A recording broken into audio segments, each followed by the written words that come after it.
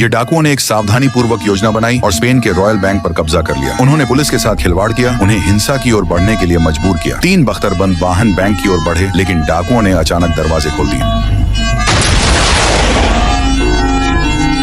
2 rocket बिल्कुल सटीक निशाने पर लगे। कमांडर डी मायो हिल गया। उसने कभी भारी हथियारों की उम्मीद नहीं की थी। बैंक के अंदर दल ने हमले को रोक दिया, लेकिन उनकी योजना बिगड़ गई। वे डाकू थे, लेकिन उन्होंने कभी किसी को नहीं मारा था। अगर पुलिस ने उन्हें धक्का न दिया होता तो उन्होंने कभी गोली नहीं चलाई होती। टोक्यो अब उस बारे में नहीं सोच सकी। कुछ और ज्यादा जरूरी उसका ध्यान मांग रहा है। कुछ मिनट पहले पुलिस ने नैरोबी के बेटे को चारा बनाकर उसे खिड़की की ओर लुभाया। सड़क के पार एक स्नाइपर ने गोली चलाई और नैरोबी को घायल कर दिया। वह गोली से बच गई, लेकिन अब गोली निकालनी होगी। डकैती के मास्टरमाइंड प्रोफेसर ने आपात स्थितियों के लिए योजना बनाई थी। उसने दल को प्राथमिक चिकित्सा की ट्रेनिंग दी थी और चिकित्सा उपकरणों का स्टॉक रखा था। सामान एक छोटी सर्जरी का समर्थन कर सकता था। टीम नैरोबी की जांच करती है। नतीजा हर किसी को झकझोर देता है। गोली उसके सीने को भेदकर फेफड़े में अटक गई थी। उसे निकालने का मतलब था उसका सीना खोलना। उनके पास सिर्फ बुनियादी ट्रेनिंग थी। ये सर्जरी उनकी क्षमता से बाहर थी। अब प्रोफेसर भी संकट में है। उसे बाहर राकेल के साथ रहकर अंदर के दल का समन्वय करना था, लेकिन पुलिस ने उन्हें ढूंढ लिया। भागते समय राकेल पकड़ी गई और मौके पर ही मार दी गई। प्रोफेसर बिखर जाता है। उसकी गर्लफ्रेंड मर चुकी है। पुलिस हमला कर रही है। दल ने जवाबी कार्रवाई की। सब कुछ योजना से बाहर हो गया है। उसने नियंत्रण खो दिया है। वह जंगल में भागता है जब तक वह नहीं भाग सकता और रुक जाता है। अचानक प्लेयरमो उसके ईयरपीस में बोलता है। नैरोबी की हालत बिगड़ रही है। प्लेयरमो सुझाव देता है कि डॉक्टर को अंदर आने देने के लिए बातचीत की जाए, लेकिन प्रोफेसर जानता है कि पुलिस पर गोली चलाने के बाद कोई समझौता नहीं होगा। फिर भी उसने बैकअप प्लान छोड़ा था। उसने पहले से ही एक सर्जन की व्यवस्था कर रखी थी। वे वीडियो कॉल कर सकते हैं और डॉक्टर के निर्देशों का पालन कर सकते हैं। फिर उसे पीछे से पुलिस के कुत्तों की आवाज सुनाई देती है। वह जानता है कि वे करीब हैं, लेकिन वह भागना बंद कर देता है। दुख और असफलता उसके मन में भर जाती है। एक पल के लिए वह हार मानना चाहता है, लेकिन उसे याद आता है कि राकेल ने उससे विश्वासघात करने के बजाय मौत चुन ली थी। वह फिर से स्पष्ट हो जाता है। राकेल के लिए वह हार नहीं मान सकता। उसे नियंत्रण वापस पाना होगा। प्रोफेसर जंगल के किनारे की ओर भागते हुए सर्जन से संपर्क करता है।